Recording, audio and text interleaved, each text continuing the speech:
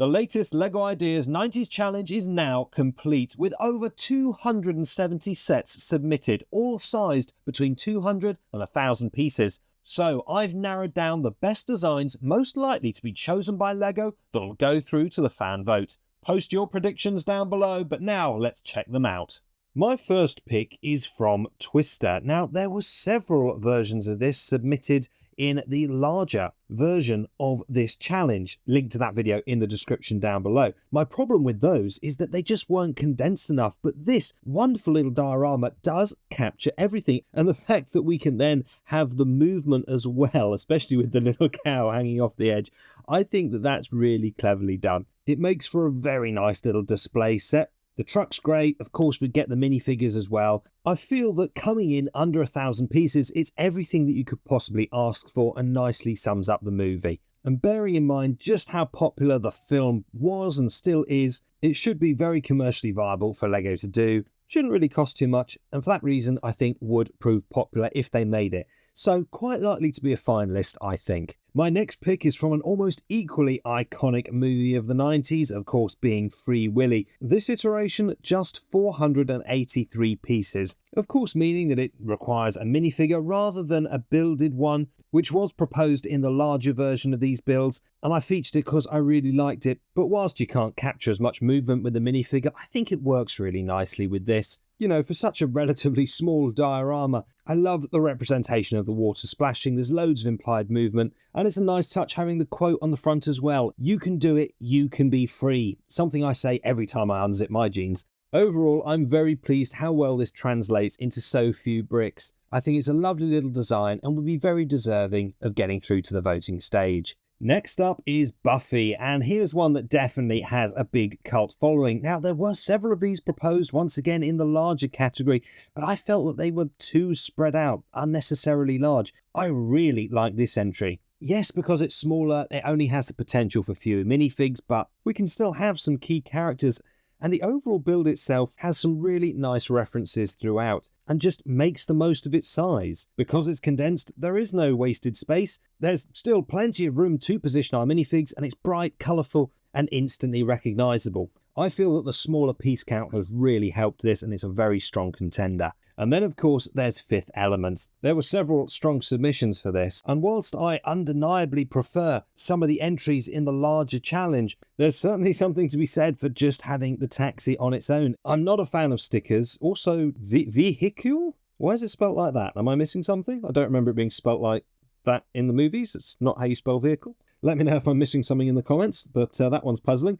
Otherwise though, it's a great option to have a representation of this movie in a much smaller form, but we've still got things like the elemental stones represented. It would just be great to get this movie in LEGO one way or another. Next up, definitely one of the most iconic and memorable shows from the 90s, naturally being Baywatch. And there are several representations of this that have been put forwards for this particular LEGO Ideas challenge. And I've picked out a couple, this being the first. I like how we have the lifeguard truck on the beach itself next to the hut, as opposed to, say, this, which I kind of prefer some of the detailing on when it comes to the planks, but having only the small part of the beach, I'm not as keen on that. And look, some artistic licensing has to be taken in this. None of them are exact representations, but I like the seagulls on top here, and the fact that we've got the palm tree down there just seem to have a little bit more about it. But then, for example, with this particular rendition, you get more minifigs being proposed, whereas in here there's only 2, and that's definitely more of a letdown. I think out of all of the Baywatch ones though, this does the best job of combining things. Yes, we have a smaller hut, but it's still got some nice detailing to it, and this way we actually get the lifeguard truck as well as boat and jet skis, and obviously just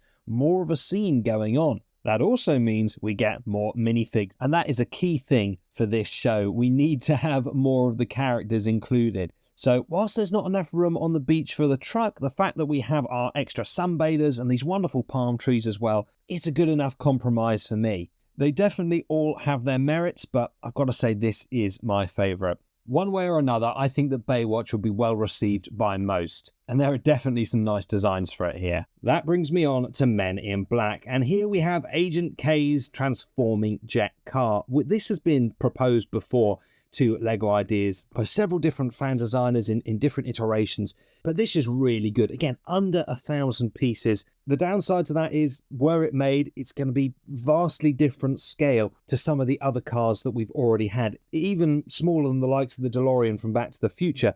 Some people may like that. Personally, I think actually it deserves to have a bigger, more detailed rendition. That said, to be able to do this in such a small piece count and still have this amount of transformation and playability to it, excellent. Really clever, well thought out design. Clearly not a piece going to waste here. Now, there were some other Men in Black entries, such as the Neuralizer, which is quite cool to have in Lego, but unfortunately kind of looks a bit sus. Sort of thing these days which you wouldn't buy from Lego's website and would probably vibrate along with some anti-splash glasses. For that reason, I would be sticking to the car, and for what it's worth, I would definitely buy it if it was chosen. Great little design, big thumbs up from me.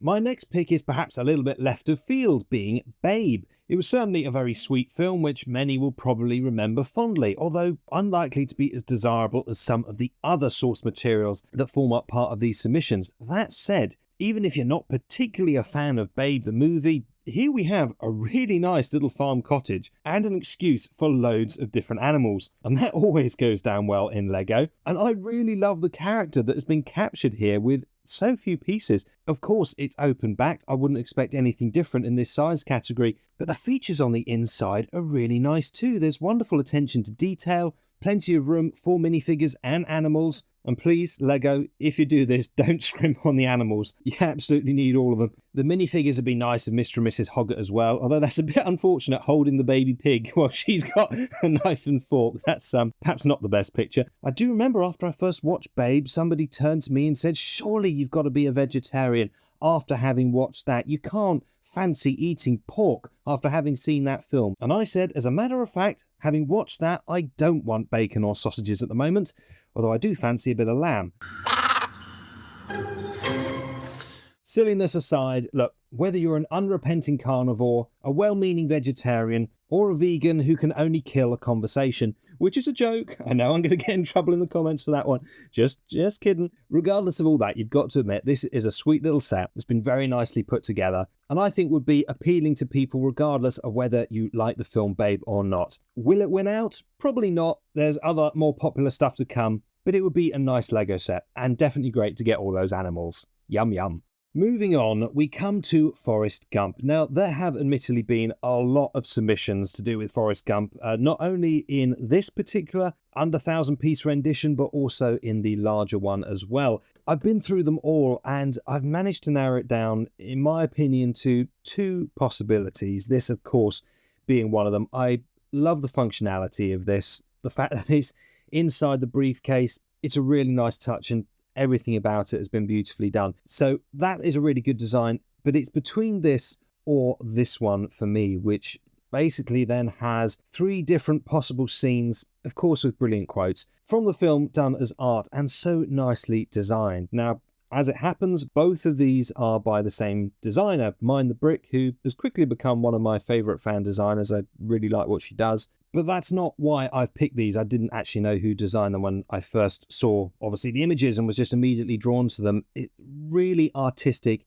in the way that both of these have been done, and I just like so much about each of them, and yet they're quite different. I guess the briefcase overall is a really nice extra added touch. You don't particularly know what it's going to be, obviously, when it's closed. Then just opening up, it's got so much character and presence about it, and I really like having the quote behind it. I think it must be so tempting to try and cram extra things in when you're designing, but sometimes just having blank spaces in certain places adds to the power and effect of a set. And it's certainly not shy on detailing elsewhere. It's just a beautiful balance. And yeah, very artistic. The same obviously has to be said for this. Wonderful 3D effects, all placed against a very simple background. Nothing is over the top. It's actually quite understated, but in a very beautiful way. You know, of course, at its core, Lego is a toy, and it's great to have playability when it comes to a lot of sets, but sometimes it does transcend that and becomes something that, yeah, you would just be very proud to have hanging on your wall. So, for lovers of the film, I think that both of these are fantastic choices, and My only issue is knowing which to try and choose between. Both are incredible in their own right. So, hard choice for Lego, but I really feel that for one of these, they need to choose it and put it through to the voting stage. Do you have a preference? Let me know in the comments below. Moving on though, we come to something very different. No guesses as to what this could be. It is of course Zorro from the 90s TV series, which I did enjoy. In fact, I actually remember watching the reruns of the ones from the 50s, which was also good. So big fan of Zorro all round. It's not something that I think Lego would ever actually do for a few different reasons, but that's a shame because it would be really cool. And yes, this is a very simple little set. However, I think it's nicely designed and quite reminiscent of some of the older Lego sets that we used to have, which just had that playability to it. I find this is almost a perfect contrast to the previous one, the so artistic Forrest Gump that I really love, to this, which is nice, but by no means what I would consider to be a good display set. But it does really sort of awaken the inner child in me who used to love playing with Lego. There's something about it, albeit on a very simplistic basis, which just sparks the imagination. And for that reason, I had to include it. It's simple, but it's nicely done. I don't think it would ever get chosen, but I like to give a shout out to designs that are also a bit different and evocative, and I definitely find that this is one of them. The next one that caught my eye is for Dumb and Dumber and the dog van going over the jump in the road. It was certainly a fun and wacky film, bit of a cult following. I liked it. It certainly wasn't one of my favourites, but that's kind of irrelevant, to be honest, as here the bricks very much do the talking. I think this captures just a huge amount of character. I mean, usually I'd criticise the van for being all in the same colour, even though admittedly it's difficult when you're having to portray a particular source material, but that's not the case here. I really like the way that it's been put together, and the expression on the front is just exactly right. The whole diorama is just kind of silly and wacky, and that perfectly sums up the film. And whilst I would personally prefer to see some others win out, simply as those source materials mean more to me, I've got to give credit where it's due. I really like this. I think it's been done well. And if they did choose to put it through to the fan vote, I think it would get a lot of support. Now then, we all know that Wallace and Gromit are one of my absolute favourites, and I am desperate to have a set made for them. And here, I think we might just have it. As much as I've wanted some of the larger sets that we've seen, there's definitely been flaws to them. But the smaller piece count for this challenge, it's really worked in its favour. It's definitely not easy capturing characters in Lego, but I think this is a cracking job, Gromit. The bike is splendid. If I could ask for anything, it would be that the sidecar can in fact detach and have the wings pop out and the propeller so it can turn into the plane. Not very likely that Lego would do that, but it would be fantastic. But of course, it really is all about the characters here. Gromit has been captured well. His ears and eyebrows that give him so much expression are quite hard to do in Lego, so it's actually great to have the flying goggles on his head, as it is a perfect concealment for that issue. And as far as Wallace goes, so many attempts have been made by different fan designers to do this and capture him in a sort of believable looking way. This is one of the best that I've seen. Some wonderful parts usage throughout. I think the shaping and overall scale is just really nicely done. I'm really excited by this. It's just a fantastic submission, and I tell you what, if there was any chance that it actually got chosen, it would be a day one purchase from me for sure. Next up we have Cool Runnings, definitely a very heartwarming film from the 90s. All about the Jamaican bobsleigh team, and one of the most memorable things from the Olympics to this day. Now, not being a big blockbuster, this probably doesn't have anywhere near as much clout as some of the others, but for those who do remember the film, I think that this would be a very intriguing Lego set to have. It's certainly very different, and that will be a positive to quite a few fans. Unfortunately, from that commercial aspect, being quite so out there is probably against it from Lego's point of view. But I like the way that it's been designed. Overall, it's a well done set, representing a great movie, which is itself a great tribute to one of the most memorable parts of the Olympics, certainly for bobsledding. Of course, it's not my favourite moment from bobsledding at the Olympics. There was another which was truly cracking. Then we come to the friendly ghost Casper. And Lego don't have the best record when it comes to buildable characters. We only need to look at the recent Disney 100 set and see what they did to that to find plenty of faults to be picked with. So that does make me a little bit reticent about this. Nonetheless, our fan designer has done a pretty good job here. The way this is designed allows for plenty of articulation and positioning, and it is admittedly the sort of thing I can easily see Lego choosing. It's not too dissimilar from stuff they've done in the past. This kind of thing is generally a pretty good seller for them. And I like the concept. I'm not a huge fan of the way it looks overall, to be honest. Maybe that's just me. Let me know what you think in the comments below. However, the root concept of this is good. I feel it's the sort of thing that LEGO's review board will actually find quite likely to move into the next stage, so I wouldn't be surprised if it got through to voting. It's not my favourite, but then improvements can always be made. Overall though, it's a good idea, and after all, that is what counts. We then have a very simple one in Pingu's Playful Adventures, but of course Pingu was extremely popular in the 90s. I don't think that there was any child, and therefore parent, that hadn't seen it on a near daily basis. Now, our design here is fairly simple. It's certainly nowhere near as complex as some of the others that we've seen, but you know what? It doesn't need to be. This is keeping the piece count quite nice and low. Of course, you immediately know what it is. The characters themselves have been put together nicely. Perhaps most importantly of all, a set like this really shouldn't be expensive. It should actually be really accessible. And if it was, then I do feel that a lot of people would buy it, so it kind of makes sense. It's a really good example of how less can be more. And the same can be said for the next one, which is Stargate. There were a few submissions for this in the larger version of this challenge, but I think I mentioned in that video at the time it might be better to propose it as part of the smaller one, because of course this is all that we really need. And the fan designer for this has done exactly that. It sums it up very nicely. You have the Stargate, you've got your key characters. What more do you need? For the Stargate itself, all we really need is some trans blue pieces in the background to get the right effect. And whilst I know that some people will of course like there to be more, sometimes the best chance of things like this to be made is when they are of this sort of size. And all the key elements are there. So as far as I'm concerned, it is ticking all the right boxes. My next choice is this Groundhog Day. Bill Murray, great in so many movies. Favourite overall, probably got to be Ghostbusters, but Groundhog Day definitely up there. And I find this a superb little set. Simply amazing, all the little details and wonderful colours that have been crammed in to such a small build.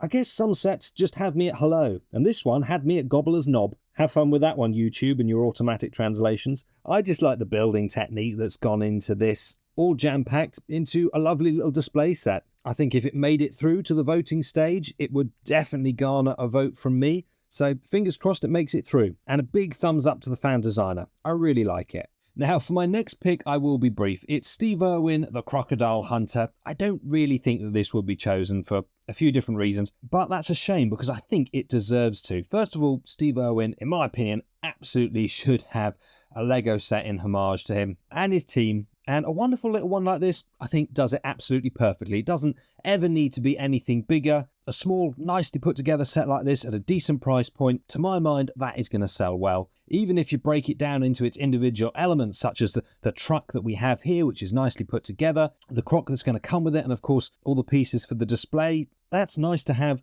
even if Irwin himself doesn't mean anything to you. But of course, if there is also that fond memory and emotional attachment connected to this, it's going to mean all the more, isn't it? So I wanted to highlight it because I feel that the fan designer has done a really nice job here. I'd be very happy to see this go through to voting. However, all that said and done, the next one is far more likely to be picked by LEGO. It's The Mask, one of Jim Carrey's biggest movies and absolutely massive in the 90s. Very much like Marmite, some people loved it, others hated it, but regardless of that, the design of this build is top notch. Using relatively simple pieces, but all in the snot technique, building up the layering and the texturing, and of course, all the different colours combining together like this. I think it's very effective, translates into Lego extremely well, and I feel that surely it's going to be strongly in contention. Lego is going to have to look at this one and put it through forwards to voting. It's just so well done. I think it would prove very popular, so I will be really surprised if it isn't in the voting stage. I think it would stand a good chance of winning out overall. Anyway, that brings us on to Mr. Bean, one of my absolute favourites. And first of all, there have been a lot of submissions. I've narrowed it down to 2, which I think for one reason or another are the best. But no offence if I'm missing one out because they were all good and there were so many. But these are the 2 which for me have caught my eye the most. First of all, this is one of the most iconic scenes out of the TV series. It's just so hilarious with him on top of the car. I like the way that the mini's been done. Of course, it's not as detailed as perhaps it could be, but naturally there is a size constraint because of the piece count. But the minifigure's nicely rendered, and I really like that it's been put on a slope. But just that little difference I mean, there were a few pretty much like this, except the road was flat. Having it on a slope just adds that extra drama because, of course, he does go down the hill in that particular episode. And that also allows a little bit of extra space for some accessories to be stored. Now, having said that, doesn't actually look like there's any plates underneath, so these would effectively fall through. Needs to have something put under there just to keep them in place. But it's good to have a nod and a wink to other episodes as well, even if the main focus is on this one. So I really like the way that this has been done, nicely thought out.